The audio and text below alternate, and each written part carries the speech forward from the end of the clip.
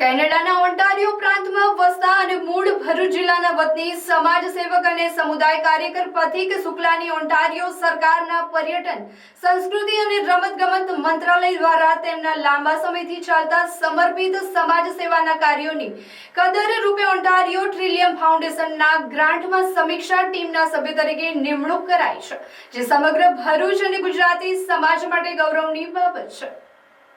મૂળ ભરૂચના પથિક શુક્લાના માતા પિતા એડવોકેટ અંગીરા શુક્લા અને ધર્મિષ્ઠા શુક્લા છેલ્લા 3 થી 4 દાયકાથી જેસિસ અને રોટરી જેવી સંસ્થાઓ સાથે સક્રિય રીતે જોડાયેલા છે.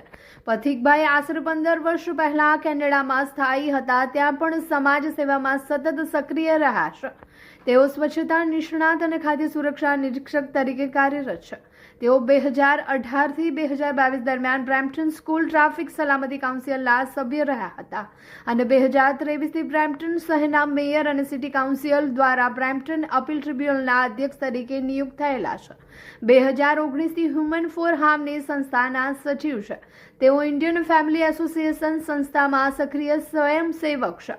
વર્ષ 2025માં તેમને ઓન્ટારિયો કોલેજ ઓફ ઓક્યુપેશનલ થેરાપિસ્ટમાં જાહેર નિર્દેશક તરીકે પણ નિમણૂક અપાઈ હતી.